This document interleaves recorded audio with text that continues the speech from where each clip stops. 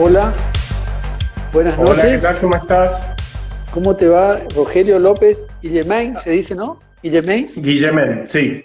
Guillemén, mucho gusto. Mi ¿Cómo nombre es estás? Un placer. Ricardo Leconte. Los amigos me conocen como Caíto. Somos del club, de la Fundación Club de la Libertad de Corrientes. Y bueno, nosotros tenemos el gusto de tenerte con nosotros, de que puedas participar de este nuevo ciclo del club que es Conversando con el Club, que lo iniciamos con motivo de la cuarentena, para no dejar de lado las actividades del club. Iniciamos este nuevo evento y la verdad que hemos tenido grandes satisfacciones y nos permite conocer a personas que no teníamos el gusto, yo no tenía el gusto de conocerte. Y bueno, a través de esta nueva metodología estamos en contacto y bueno, empezamos a transitar este camino que es el mismo camino, todos tenemos el mismo camino de luchar por las ideas de la libertad, pero bueno, es un placer y un gusto conocerte. Bueno, el gusto es mío. Alberto me invitó, lo conozco desde antes. Yo pertenezco a Claro. la Fundación Liberar de Córdoba, así que bueno, Ujú. tenemos relación en ese aspecto institucional. Y esto que Bien, estás diciendo de que somos separados, pero que trabajamos en conjunto, es algo importante. Una vez un amigo que también estuvo con ustedes, que se llama Diego López Colombo, me ujú. dijo que algunos de los liberales o de los grupos liberales que hay, ¿escuchás bien o no? Veo que Se se te interrumpe corta un la poco, imagen. pero no sé si... ¿vos me escuchás bien? Me ¿Hola? voy, mira, me voy a acercar a, al, a la... Yo a vos te a- veo muy entrecortado. bueno, me voy a acercar a algún lugar que tenga mejor señal. Lamento, estaba bien Dale. ubicado, pero bueno, pero perdón, pido a todos paciencia, pero estamos con este esquema y todos conectados a la vez y eso nos complica. Un segundo.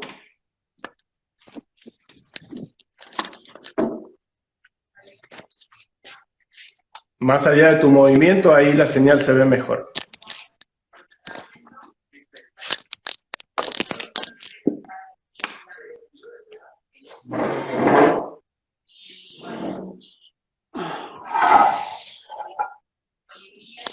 Hola, estoy de vuelta, pido Sí, yo te disculpas por escucho. la desprolijidad, pero bueno, esto se produce por, por el internet que bueno, todos lo usamos al mismo tiempo y complica, ¿no? Esto demuestra Bueno, de que no está preparado, que no está orquestado, por y eso es lo bueno. supuesto. Y que vamos a superar todos los inconvenientes que se presenten. Como Pero hacemos los bueno, liberales y como hace exacto, desde hace 200 años. así es. Bueno, Pero bueno, te perdón, decía, interrumpí, me estabas comentando de Colombo, me dijiste, ¿no? A sí, ver. Diego López Colombo una vuelta me dijo, lo había traído a dar unas charlas a Córdoba, incluso antes de que existiera la fundación, y charlando me decía algo que me pareció muy interesante. Decía, los liberales, bueno, somos todos muy separados, ¿cierto? Somos muy individualistas y no entendemos que el individualismo no quiere decir que trabajemos separados. Ujú. Todavía nos falta Así es. captar eso. Entonces decía, hay unos que quieren ir al Louvre, otros quieren ir a la Torre Eiffel, otros quieren ir al Arco de Triunfo, y nos peleamos y todavía no salimos de acá.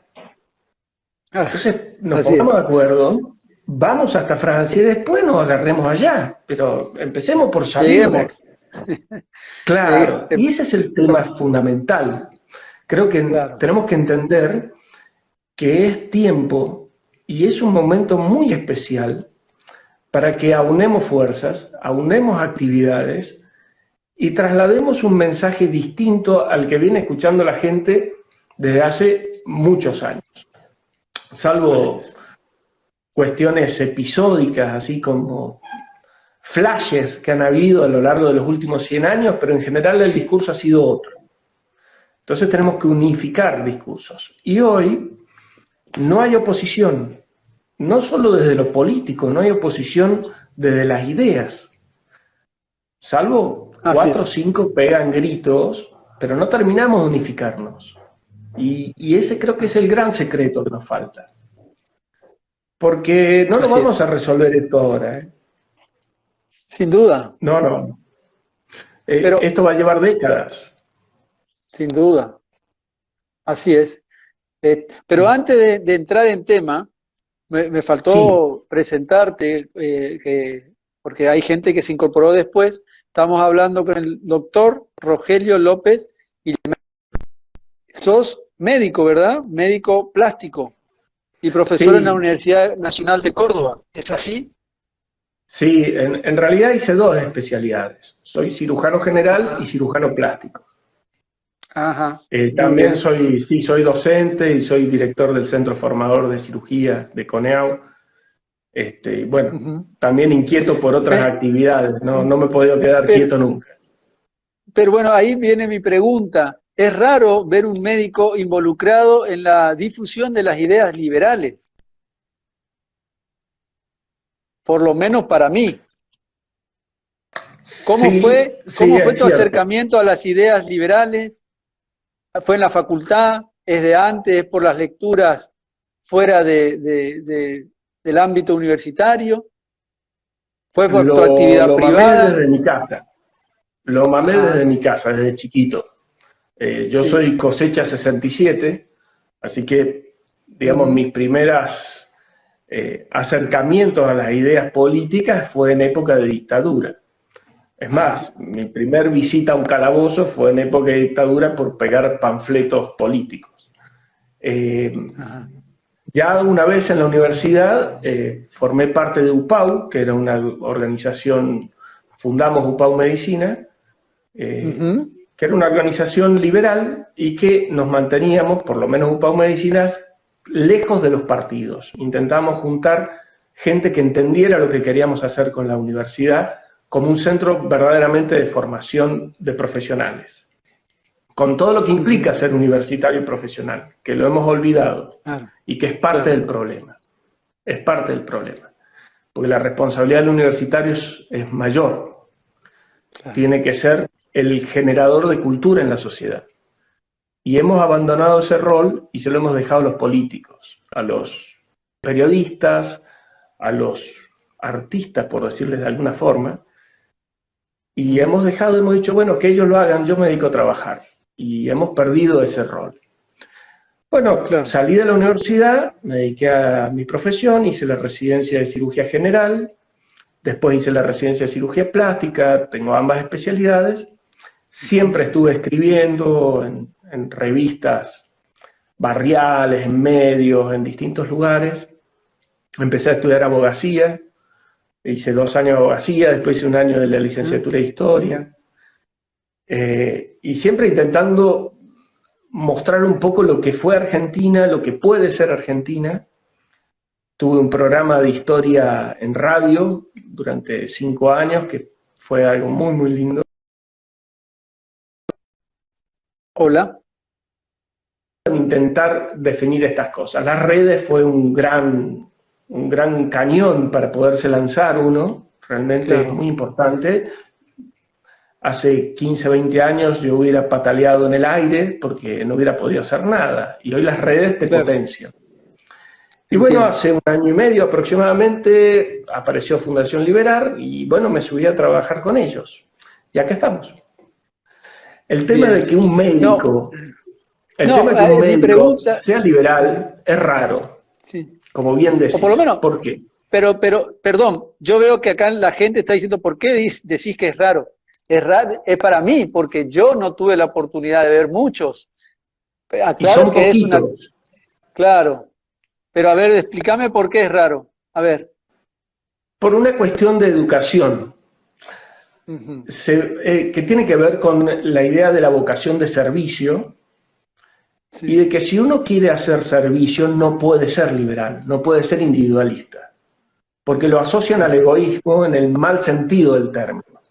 Entonces toda la medicina es socialista y desde la ujú, universidad nos están machacando el socialismo y las obras sociales son socialistas y todo es socialismo. Entonces es muy claro, difícil que un médico entienda que desde su percepción individual puede ser tanto o más generoso y filantrópico, porque esa palabra me gusta más que solidaridad, tan bastardeada. Así es. Sí. Que desde un ámbito, digamos, abstracto como puede ser el Estado. Yo tengo el ejemplo, el mejor ejemplo que existe de filantropía. Yo estoy en un hospital público, trabajo en la parte privada y en un hospital público. El hospital público está a 50 kilómetros de la ciudad, así que yo hago todos los días 100 kilómetros para ir a trabajar. Claro. Y yo me formé ahí en cirugía general, lo adoro. Es un hospital muy especial, era un hospital que fue creado para los tuberculosos. Está en medio de la sierra. Un hospital de 5 pisos de altura que no tiene ciudad. Está construido en medio de la sierra. Ese hospital fue, como te digo, tiene 5 metros de altura, tiene más de 100 hectáreas de terreno, talleres, casas, tiene 60 años el hospital. Fue donado hasta con las vajillas por un privado. Llave en mano hasta con vajillas. Ese hospital lo hizo un privado y lo donó un privado, no el Estado. El Estado en realidad lo ha ido destruyendo en todo este tiempo. Lo administran, sí. Cuando lo administra. No sé si administrarlo sería la forma. Lo saquean, digamos. Sí, realmente. Pero son responsables de la administración. A ver. Claro. El viernes, el hospital mío se ha transformado en referente de coronavirus en la zona. O sea, toda la zona va ahí. Por supuesto que hay faltante de todo. Sí. Y el viernes fueron y llevaron una ambulancia nueva. Hicieron todo un show con cámaras y el vicegobernador y toda la pantomima para entregar una ambulancia que debería haber existido siempre. O sea, pero hasta en estas son tan bastardos que hasta en esta situación hacen política. Y es lo que tenemos que entender. Están haciendo política con este desastre. Sin duda. ¿Tienen casos de infectados de coronavirus ahí en esa localidad? Sí, tenemos.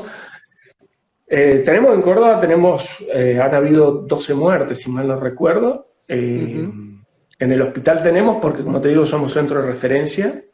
Ahora hay 6 o 7 enfermos, porque hubo un geriátrico que un enfermero se contagió, y digamos, contagió a los pacientes. Bueno, fíjate la picardía, ¿no? Este tema que te decía del servicio, cómo termina siendo un veneno. La imagen de servicio, ¿quiénes la tienen? O de ser gente que puede cobrar poco porque tienen el placer de hacer lo que les gusta. Los médicos, los docentes, los policías, gente que se dedica a servicio. Los docentes, bueno, no dan clase por cuestiones de lo que sucede de la cuarentena, o digamos de la prisión domiciliaria. Pero los médicos, los enfermeros y los policías son personas que gracias a la socialización de esta imagen cobran miseria. Entonces trabajan en varios centros a la vez. Por lo tanto, son grandes difusores de la enfermedad. Claro. Sucedió así con la peste bubónica en Europa. La peste bubónica, bueno, entra por Italia, por el norte de Italia. Como en esa época se creía que todo era castigo divino y demás, los monjes comenzaron a hacer penitencia y a flagelarse. De ahí viene que es un flagelo esta enfermedad. Y se flagelaban y sangraban e iban por los pueblos intentando hacer penitencia y de esa forma hacer que la gente se curara, digamos, los pueblos se curaran. Pero claro, se flagelaban, las pulgas de las ratas chocha porque no tenían que ni picar, estaban las heridas abiertas, y ellos iban llevando las pulgas infectadas por toda Europa. O sea, así como el médico, el enfermero va de un lugar a otro a trabajar, los sacerdotes estos llevaban la enfermedad de un lugar a otro.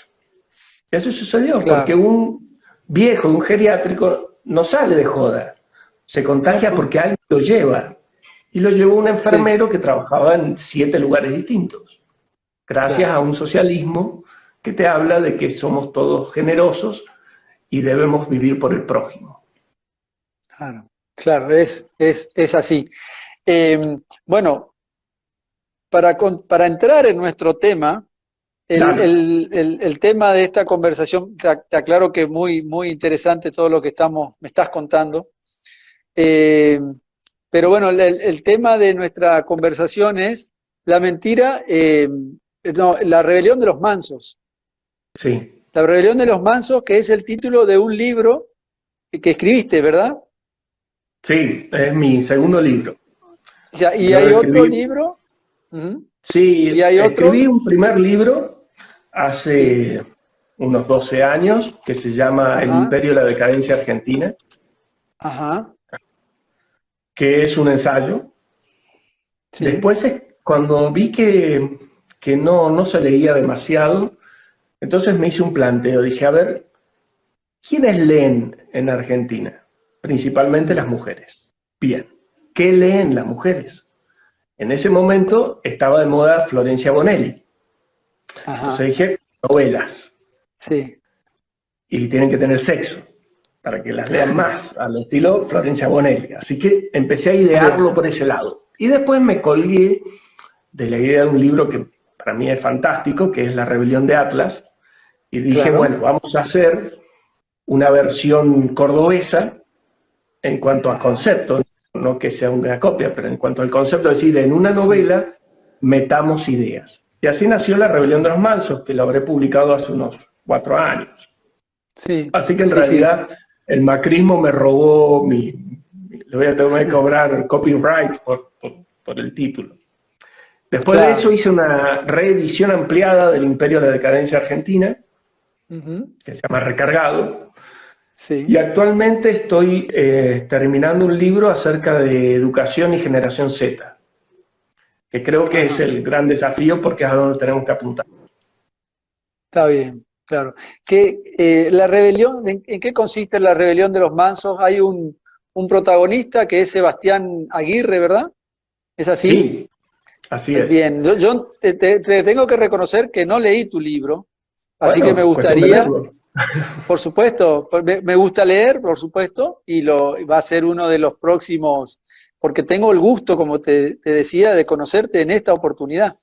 Así que una de las próximas lecturas va a ser tu libro, pero me gustaría que me cuentes un poco esta parodia que decís de Ayn Rand o de La Rebelión de Atlas, adaptado a Córdoba. ¿En qué consiste? Sé que es Sebastián Aguirre, un trabajador, con valores, honesto, y ¿qué le pasa? ¿Qué le pasa a este hombre? Bien. ¿Tiene algo que ver con nuestra realidad? Sí, más que una parodia de La Rebelión de Atlas, digamos, tomo el modelo de entender que a través de una novela se puede transmitir un mensaje, que en realidad es un concepto muy viejo, porque ya la mitología, a través de historias, metía mensajes. Entonces, digo, bueno, ok, puede ser este el camino. Y el libro, bueno, trata de una persona que es Sebastián Aguirre, que es un periodista, que le va bien, que está todo bien, tiene un programa de tipo chimentos, así, de entretenimiento, pero él se siente vacío y siente que hay algo que falta. En su programa recibe mensajes, como todos los programas de radio, y empieza uno a mandarle mensajes con el seudónimo Rebelión de los Mansos. Y le empieza a hacer trabajar la cabeza y a entrarse a plantear cosas que ve que están mal, que no son como corresponde. Y se empieza él mismo a discutir con él, a discutir con el resto. La gente de a poco va cambiando, va entendiendo de que hay un mensaje distinto. Y bueno, suceden un montón de situaciones, de amor, de tristeza, de todo, hasta que él logra saber quién es Rebelión de los Mansos. La trama trata de eso, básicamente. El punto es que dentro de esa trama habrán 5 o 6 mensajes filosóficos del liberalismo metidos dentro de los diálogos, dentro de los eventos. Ajá. Es muy dinámico el libro, es muy dinámico. Bueno, lo presentamos en España, se presentó también en Guatemala, acá en... El pro... ¿Hola? ¿Hola? ¿Hola? Bueno, segundo, sí, perfecto. ¿El prólogo de tu libro lo escribió Gloria Álvarez? ¿Es así? Gloria Álvarez, sí, sí, sí, sí, sí. Fue antes de que ella escribiera su primer libro. Es más, Ah, estuvo vía online en la presentación en Buenos Aires. ajá, bien. Sí, divino, y a ella le gustó, le impactó, le pegó, como ella hace algo de periodismo. Eh, Ujú, bueno, se sintió identificada. Y me ha pasado con los periodistas que me han presentado en distintos lados, sí, que sienten que les toca el corazoncito, claro, porque muchos de ellos sienten una ujú, deuda y entiendo que es muy difícil. Es como en mi caso, digamos, yo estoy metido en un sistema de salud socialista y tirar ideas sí, liberales es una batalla interminable. Y en el periodismo pasa lo mismo. Decir cosas políticamente incorrectas es muy complicado. Es muy complicado. Tenés que tener mucha espalda. Si no, no estás claro, cocinando. claro. Bueno, y esta lucha, hoy lo hablábamos cuando iniciábamos, yo te preguntaba de cómo fueron tus inicios en las ideas liberales. Bueno, me decías que venía de mucho, que venía de tu familia, pero la Argentina eh, no termina nunca de rebelarse contra este sistema autoritario que viene ya de hace más de 70 años. Digo más de 70 años porque, o más, porque me tengo que ir, tengo que pasar de la década, irme para atrás de la década del 40. Algunos ubican la decadencia argentina a partir de la década del 40, yo me voy un poco más atrás en el tiempo y, y cada vez, esto que vos hablás, el tema es fantástico, la rebelión de los mansos, pero nunca terminamos de rebelarnos y cada vez somos más esclavos o prisioneros de las regulaciones y es como que nos adaptamos a esas regulaciones y los que no son tan mansos vuelven eh, a apostar y nos vuelven a generar mayor esclavitud con sus regulaciones porque ahora la gente está, vos lo decías recién, la cuarentena, una prisión domiciliaria, entonces la gente le está echando toda la culpa al coronavirus y a la situación de infectología que tenemos que cubrir y que tenemos que salir adelante, pero nuestra decadencia no es ahora con el coronavirus y ahora vamos a tener una crisis económica producto, el otro día leía en un diario, decía, la inflación es del 5% en este mes, ya se ven los primeros efectos del coronavirus. Es la excusa perfecta el coronavirus, pero nosotros no somos esclavos del coronavirus, sino que venimos de un sistema, siendo esclavos de un sistema al que nos adaptamos, creo, porque nunca termina de llegar esa rebelión. Hemos tenido Sí, ejemplos, la lucha por el campo y otras cuestiones que podemos poner cercano en el tiempo, pero cada son vez, espasmódicos, son reacciones espasmódicas. claro, Bueno, claro. ese es un punto. Vos sabés que en el último libro, en El Imperio de la Decadencia Argentina, tengo un capítulo que se llama Mucha reacción, poca acción, porque somos reactivos.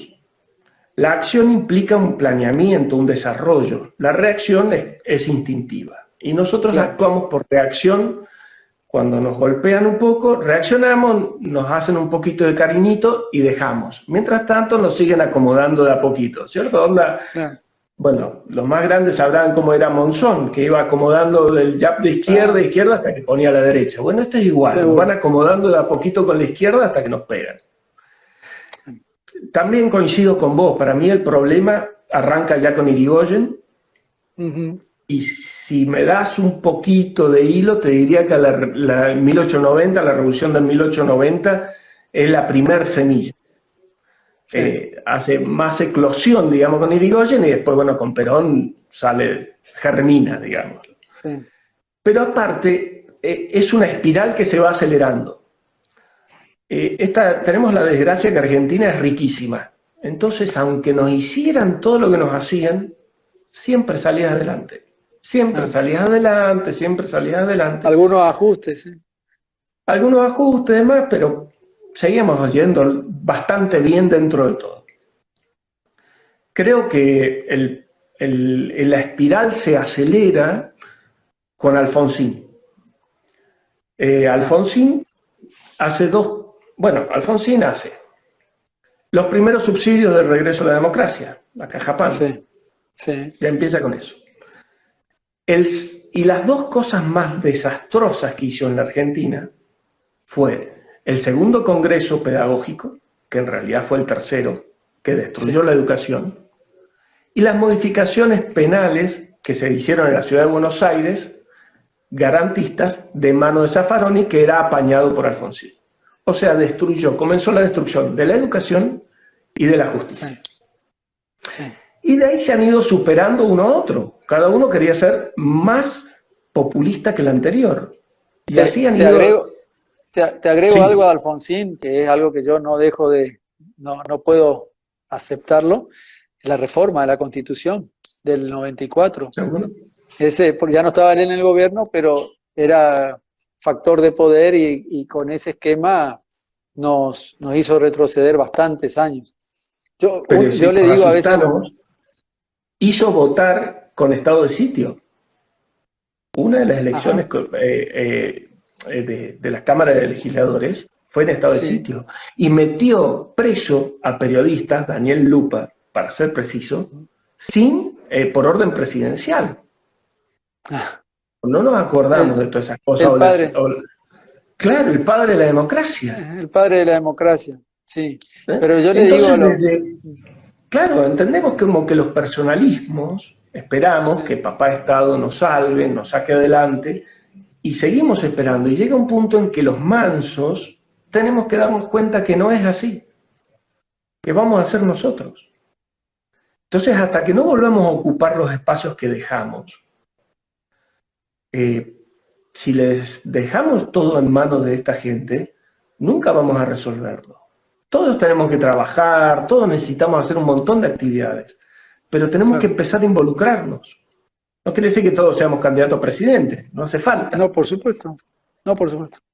Yo les pregunto a todos los que tienen o padres o abuelos, digamos que vivían o que estaban en edad productiva en los años 60, 50, 70, Ujú. si ellos no estaban metidos o en el club del barrio o en una asociación de ayuda al prójimo o no estaban en la intendencia o algo, todos estaban metidos en algo, en la biblioteca del pueblo, en algo, Ah, haciendo alguna actividad en el club del barrio. Hoy lo hemos perdido. sí, Nadie se claro. dedica. No, no tengo tiempo, estoy en otra, además. Y bueno, ellos se Y se ha apoderan formado, y se ha formado una corporación, que es la corporación política, pues los sindicatos, totalmente. los políticos, los empresarios, como dice Milei, que los ¿Ya? tiene, los describe muy bien. Y la verdad que sí, ellos son la nueva oligarquía, ¿no? Son los dueños del país y nosotros dejamos hacer y cada vez, y ellos avanzan. Ahora están con el tema, hablando del garantismo, esta locura de liberar a la gente, a los presos, a los condenados, liberar de las cárceles. Hoy o veía en las noticias, 2.600 presos fueron liberados en estos días en la provincia de Buenos Aires. ¿Y eso a dónde van? Eso hizo Chávez en Venezuela y formó los escuadrones estos de la muerte que asolaron a la población Lo civil. hicimos en Argentina, Bueno, lo hemos hecho en otra época, con, lógicamente, con pero Cámpora. Con el, Cámpora, que el, es el nombre que tiene la agrupación de ellos. el, el Mirá que tiene 25 de antecedentes. mayo del 73, claro, claro, pero volvemos a nuestros errores, ¿no? Volvemos a incurrir en esos errores y parece que, por eso te digo, no llega la rebelión de los mansos. Fíjate el Estamos, contrasentido, sí, que los detenidos están libres y sí, nosotros los libres estamos estamos, detenidos. así es, O sea, así es. Y, pero, pero a ver, por eso acá a hay ver, dos luchas. ¿Se escucha o no? sí, sí, se fue, pero ¿Sí? volvió. acá hay dos luchas, una guerra de largo aliento y una batalla para dar hoy. Sí. La batalla de dar hoy tiene que ser mostrarle los dientes a esta gente para que sepa que no puede avanzar más. Y como decía un pensador, el órgano más sensible del ser humano es el bolsillo. Entonces hay que pegarles en donde le duele, que es el bolsillo. Que sepan que se acabó, que no nos van a poder seguir esquilmando para nada, porque hoy se sacan el 50% de la producción de Argentina y no han sido capaces de tener preparado un sistema de salud para esto, teniendo la mitad del Producto Bruto del país.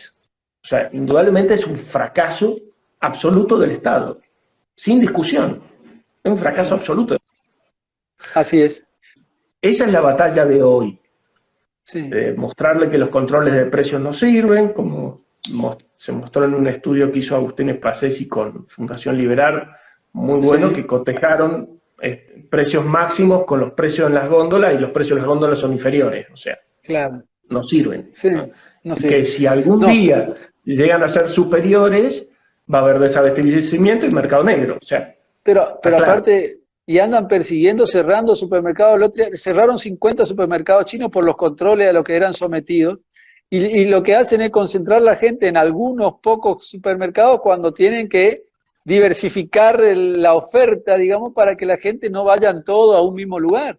Y ellos se jactan de que cierran supermercados en este momento de crisis. O sea, no se ponen a pensar que son parte del problema. Perdón que uno se entusiasma con esto, pero hay dos aspectos. Sí. Hay dos aspectos. Uno es lo que estás diciendo, que está muy bien. O sea, terminan haciendo que se aglomere la gente en un lugar, o sea, en vez de difundirla. Pero aparte, hasta económicamente, es un despropósito, porque vos estás bajando la oferta. Claro. Entonces vas a atender a la suba de precios, o si no al desabastecimiento, porque se agote. O sea, es un desquicio. O sea, no soporta ningún análisis, pero tenemos que empezar a transmitir ese mensaje. Claro. Con la democracia... Pero, como te digo, creo la democracia que es la batalla de Zapa, digamos, que hacía San Martín, de andar distrayendo, o la batalla de Güemes, ahí en el norte, para andar sujetando a los españoles, pero la guerra va por otro lado. Va por el lado de la cultura y el lado de la educación. Sin duda. Te me fuiste, no sé si escuchabas. Sí, se escuchó. Ellos han ganado la batalla en las escuelas y en las universidades. ¿Sí? ¿Me escuchás vos a mí? Ah. ¿Sí? Sí, se corta. ¿Ahora? Sí. Ese es el secreto. No. Ellos han ganado. Yo te escucho bien, te escucho cortado. ¿Cómo? ¿Se escucha? Sí, te escucho. Ah, bien, te veo cortado, pero te escucho. Bien, bueno, si se escucha, podemos seguir. No, el otro día, hablando un poco de la rebelión, en las redes sociales, y creo que lo dijo públicamente José Luis Esper, hablaba de una rebelión fiscal. Llamaba a que dejemos de pagar estos impuestos, estos tantos impuestos, porque la clase política no se da cuenta del problema en el que nos encontramos, la crisis que vamos a estar sometidos los próximos meses, y que los que vivimos de la actividad privada estamos sumergidos en una situación, no podemos generar ingresos, tenemos que seguir pagando los impuestos, y la clase política no toma eso, no hace el esfuerzo, está fuera de su órbita darse cuenta que cuál es el momento de la hora, ¿no? De la situación que vivimos. Ellos siguen cobrando sus sueldos, siguen con sus privilegios, siguen cobrando plus, acá en Corrientes siguen pagando plus todos los días, se paga un plus a un sector, a otro, y el privado ya no sabe más qué hacer, y los retienen en la casa, y los sancionan, y los detienen a muchos que salen a hacer sus trabajos. O sea, la verdad que vivimos un autoritarismo que es, y el gran objetivo del regreso de la democracia era que con la democracia, o la promesa, era que con la democracia se come, se educa, No sé si te acordás de esa frase y quién lo dijo. Bueno, estábamos No. hablando de Alfonsín. Y con la democracia, evidentemente, estamos peor que hace 40 años desde su regreso, con menos Eso, libertades. ¿Cómo? eso lo digo en el libro, en el último, lo de Ajá, Alfonsín, que en realidad se sí. equivocó porque es en democracia se come, en democracia y no con democracia. La democracia Eso en voy sí no a, es un valor suficiente. eso voy a Aparte, la anotar, democracia no es lo importante es la república. sin duda. O sea, una democracia como la nuestra es mucho menos respetuosa del individuo que algunas monarquías. O sea, no pasa por la democracia. Y yo soy democrático, pero entiendo que el Sí, valor importante a defender es la república. Tenemos claro. que sacar a la democracia como caballito de batalla, correrla a un lado y pelear por la república, entender la república, entender el respeto del individuo como el foco esencial. Mientras no Claro. hagamos entender eso, es muy difícil que la gente cambie de idea. Cuando uno lo plantea, terminan aceptándolo, sobre todo porque los argumentos de la contraparte suelen ser bastante débiles. Yo soy un convencido de que cuando uno pregunta por qué dos veces, ya no saben qué contestar. O sea, nos dicen una cosa y uno dice ¿por qué? Y otra vez, ¿por qué? Se acabó. Listo, se acabó, ya no hay más. Se Vos te porque sos volvió un gorila. Punto. Esa es la respuesta, Viene el ¿cierto? insulto. Claro, se acabó la... Entonces está... Y muchas veces, yo estoy en algunos grupos de debate así grandes, donde hay kirchneristas, hay gente de izquierda, hay posmodernistas, que creo que es el enemigo oculto atrás, y me dicen, ¿para qué Sí. discutís con ellos si no lo vas a cambiar? ¿Viste? Me mandan mensajes por privado. Le digo, Mm, ¿sabes qué pasa? Yo sé que ellos no los cambio, pero hay un montón de gente que está viendo y toma los dos argumentos y sabe cuál es el que vale. Y a ellos les estoy hablando, no le estoy hablando a este que mononeuronal que no va a cambiar. claro. Lo estoy utilizando. ¿Sí?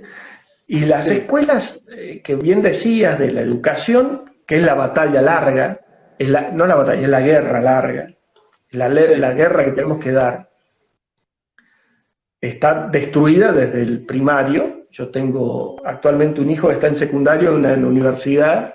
Mi hija estudia Ujú. comunicación social, así que te imaginas lo que es ese lugar. Es el Uf, infierno. es un antro. Es el infierno.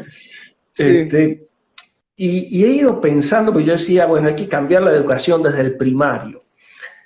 Pero no es posible cambiarla desde el primario. O sea, lo que tenemos que hacer los profesionales, los liberales, es empezar a buscar espacios dentro de las universidades para formar a los próximos maestros de primaria. A la primaria claro, no vamos a entrar. Entonces, ¿qué tenemos que hacer? El lugar, el ámbito en el cual podemos entrar dentro de la educación es la universidad. Pues tenemos que invadir la universidad, exigir espacios, buscar espacios, eh, exigir que se suspendan cosas. Hay un aula acá en la Universidad en Córdoba que se llama el Che Guevara. ¿Sí? De que hay que decir, basta, no se puede llamar Che Guevara, un homicida, por estamos locos. supuesto. Entonces, bueno, empezar a ocupar esos espacios, empezar a presentar otros tipos de enseñanza, de mostrar, incluso a las clases se puede asistir aunque uno no sea alumno, porque uno no pierde nunca la condición de universitario en Argentina. Claro. Por eso uno no es egresado, sino es graduado. Entonces uno Ujú. siempre es miembro de la universidad, por lo menos de la Universidad Nacional. Bueno, muy Mira. bien, ir a las clases, tomarnos una horita, decir, voy a tomar un recreo del trabajo y voy a ir a patear unas posaderas de algún miembro de la izquierda en un aula, y cuando de un discurso o de una clase levantar la mano y decirle no es así. Total, ¿qué va a Claro, hacer? No lo van a aplazar porque uno no está de curso. Los alumnos así es. tienen miedo de decir cosas en contra porque los aplazan. Y Sí, lo sé. Eh, claro, sin duda. Cuando No. estudiaba, Sí, a ver. los profesores no se metían tanto en eso, la lucha era más entre estudiantes.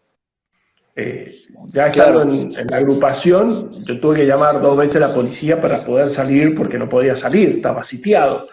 Pero los profesores no se metían, las autoridades no. Bueno, ahora las autoridades son parte.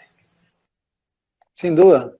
El otro día veíamos el caso de Antonella Martí, que tenía que dar una charla en la Universidad de Rosario, y bueno, hubo manifestaciones y pedidos creo que hasta del decano, para que se suspendiera o que no se hiciera la charla.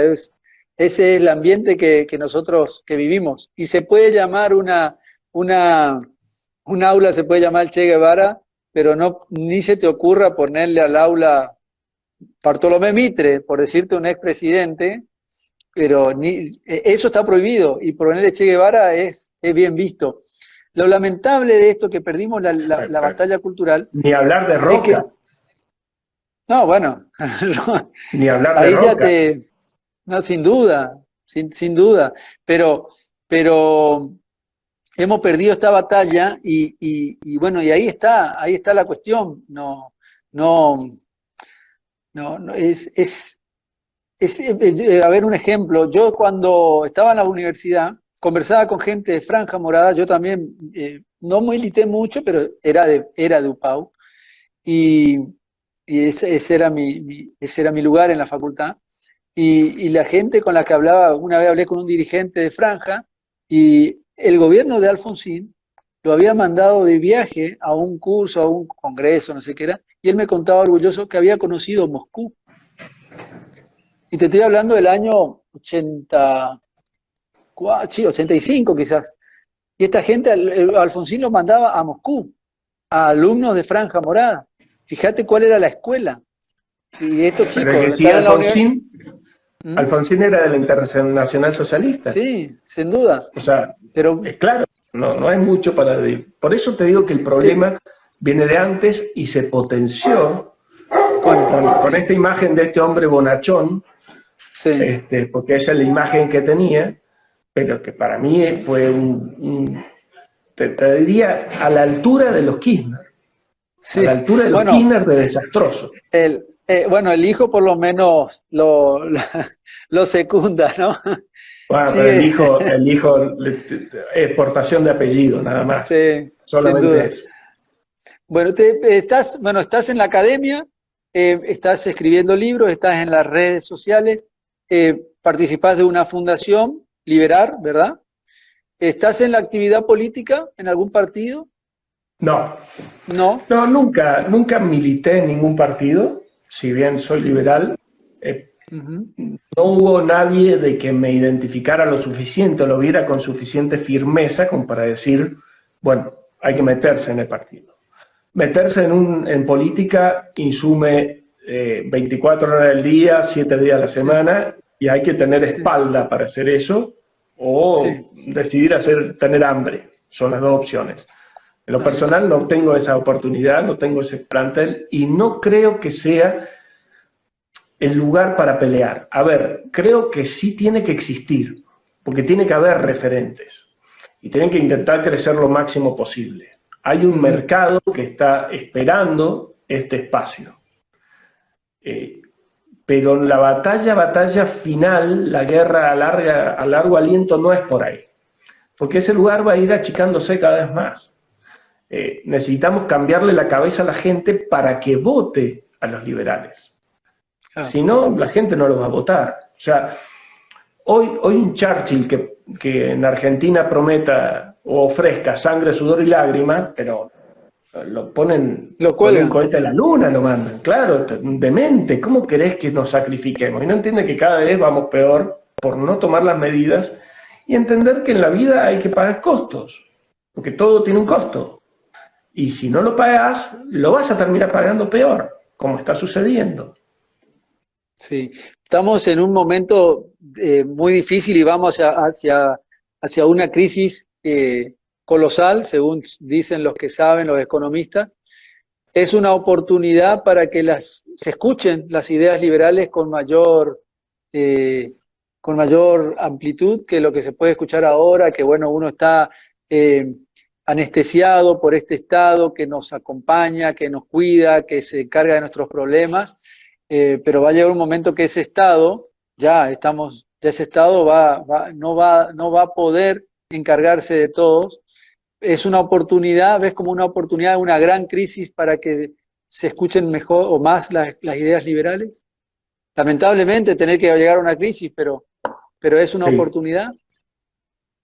Bueno, yo creo que el Estado no solo no alcanza a encargarse de las cosas, sino que las empeora. O sea, yo tenía un jefe que cuando le daban un ayudante malo, decía, no ayuda, pero molesta poco. Bueno, el Estado acá molesta mucho en realidad. No solo no ayuda, sino que molesta. Sí, sí, por supuesto de que yo creo que es un momento muy especial. Hemos tenido muchos momentos así especiales en Argentina. Este es uno muy especial porque no hay oposición. Como te decía al principio, no hay oposición no solo política, sino desde el mundo de las ideas. Están cerrados todos en el mismo grupo. Y hay un grupo de gente que verdaderamente quiere algo diferente. Todavía no la tiene clara qué. Claro. La prueba es que a pesar del desastre del gobierno de Macri, sacó un 40% de los votos. O sea, para que en un gobierno tan desastroso te haya votado el 40%, quiere decir que hay un núcleo de gente que verdaderamente se da cuenta que el camino no es este. Bueno, ahora el macrismo y Cambiemos ha desaparecido, se ha fundido dentro de este kirchnerismo o de este fernandismo, ahora tenemos que decir fernandismo seguro. Sí. Entonces ha dejado las puertas abiertas. Por eso digo, desde lo político y desde el mundo de las ideas, estamos en una oportunidad en la cual no hay dos voces, hay una. No hay dos posiciones políticas, hay una. Pues tenemos que salir a mostrar otra. Pero tampoco sirve hacerlo como lo estamos haciendo, de a uno corriendo enloquecido solo y a los gritos, porque es más fácil pegarle a uno así.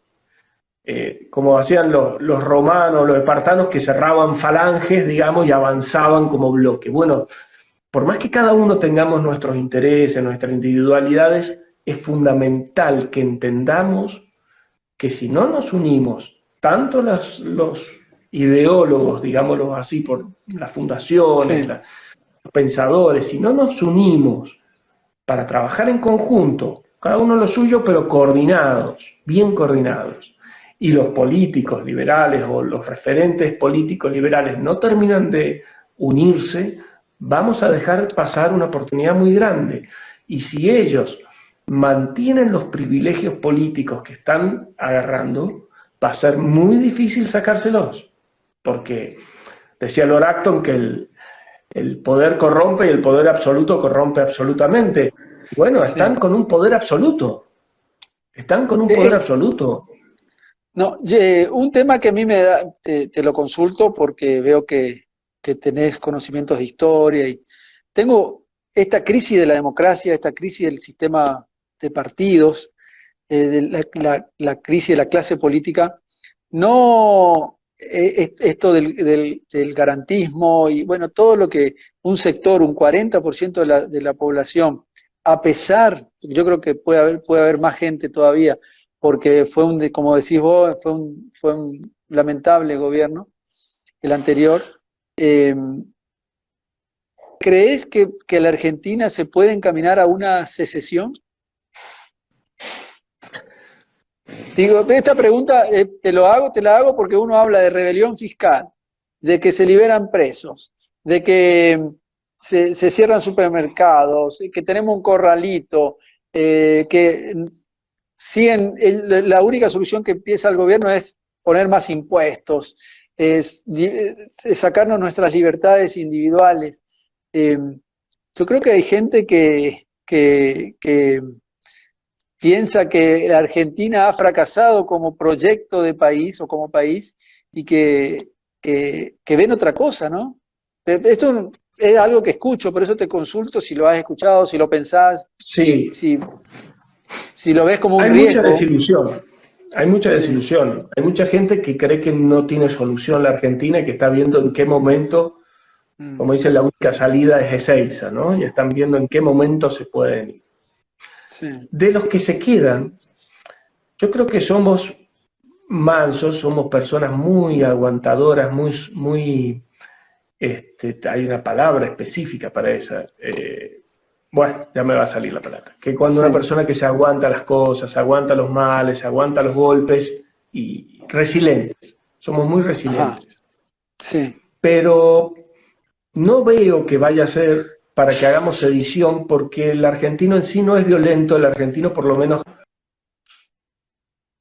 el argentino que piensa, no es violento.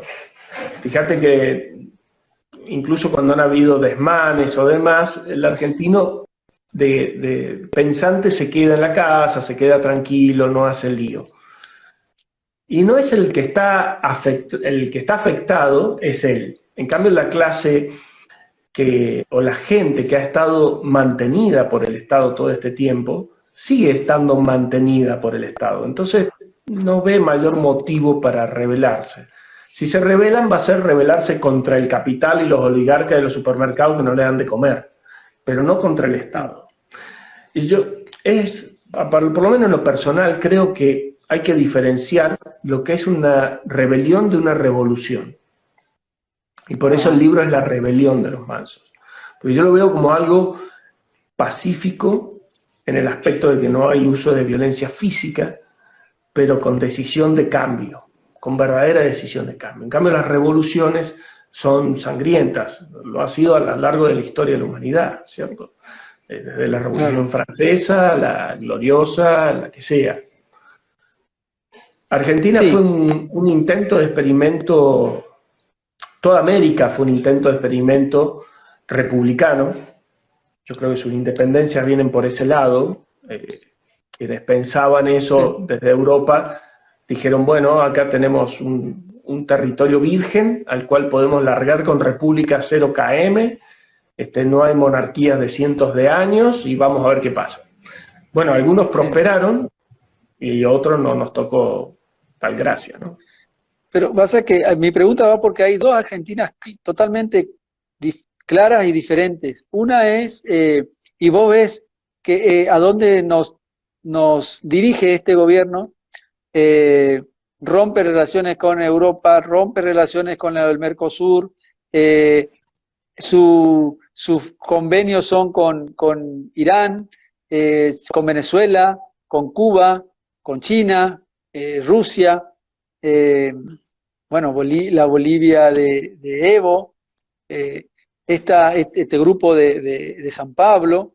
Entonces, hay dos Argentinas bien diferentes y bien claras, que la elección fue 40, pero hay un 50%, yo entiendo que no quiere ese rumbo. Y como vos ves, que decís, es gente que se encarga de su trabajo, de su estudio, de su familia, de inculcar valores, no está en la militancia de todos los días.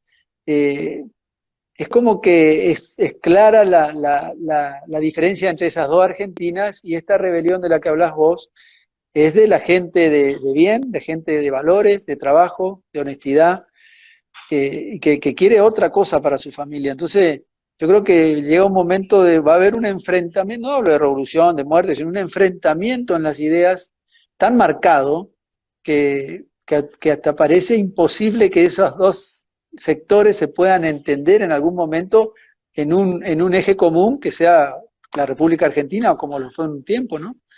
Yo no creo que se vayan a entender nunca. Claro. No hay forma que se entienda. Es agua y aceite, no hay forma. No hay forma. O sea, la forma es empezar a sumar más gente al grupo nuestro, pero no porque se entiendan los sectores. No sí, porque pero hay un 80% dentro de ese 40% que le votó a Macri el año pasado, gran parte de esa gente tiene al Estado como su gran objetivo y cree que el Estado le tiene que solucionar los problemas y tiene que subsidiar en los lugares que tiene que subsidiar y que tiene que estar presente. Yo creo que el 80% de los argentinos, no tengo una estadística pero sí. es una impresión, el 80% de los argentinos coincide con esta manera de ver al Estado. Somos los menos los que creemos que tenemos que tener un Estado mínimo, ¿no? Por lo menos. Pero Entonces, lo que pasa es que son décadas de cultura de esto en las escuelas, en la universidad, además. Sería muy ingenuo creer que en un año podemos cambiarlo por tener algunos referentes que son fantásticos, que realmente son un tractor, sí. pero es muy difícil que digamos que esos referentes pueden cambiar todo un tema cultural que hay atrás. Es muy complicado. Aparte, el problema es más profundo. O sea, yo creo que, como te decía, hay una batalla hoy y una guerra larga. La batalla hoy es pararlos hasta acá, que lleguen hasta acá. Ese es el primer punto. Y eso tiene que ser del modo que podamos ver que el Congreso vuelva a trabajar, que quienes sirven dentro del Congreso, no son muchos, pero los que sirven, logren poner un estate quieto, un parate, y que en las próximas elecciones la gente comprenda que esto no va. Por lo menos de ese 40% rescatar lo máximo posible. ¿Sí? Sí. Pero después viene la batalla a largo plazo. Y como ellos han visto que esta batalla desde el lado de la política la han ganado, ahora van destruyendo el cimiento del grupo que vos estás diciendo y que me dijiste que son los valores. Entonces van destruyendo ahora, minando los valores de la familia, los valores del respeto a la autoridad, los valores del respeto a la educación, los valores del mérito, ¿sí? El igualitarismo. Entonces van diciendo, bueno, los pocos que quedan, le vamos a cortar la línea de suministros. Entonces no van a recibir más suministros y se van a terminar agotando. Por eso te decía recién que el posmodernismo, que ataca por ese lado, es el gran enemigo porque nos va atacando por la retaguardia, digamos. Mientras nosotros estamos mirando para adelante, nos ataca de atrás. Entonces, es grande la batalla, es grande la guerra, tenemos muchos frentes abiertos. Por eso tenemos que cerrar filas, tenemos que hacer un grupo compacto en que nos defendamos y nos apoyemos, que cada uno tenga su camino, pero que seamos dentro de todo un grupo que entendamos que si no nos unimos, nos van a pasar por encima. Y empezar cada ciudadano de bien, empezar a meterse en donde sea, a empezar a hablar con los amigos, a leer, a ver videos. Si no le gusta leer, a ver videos.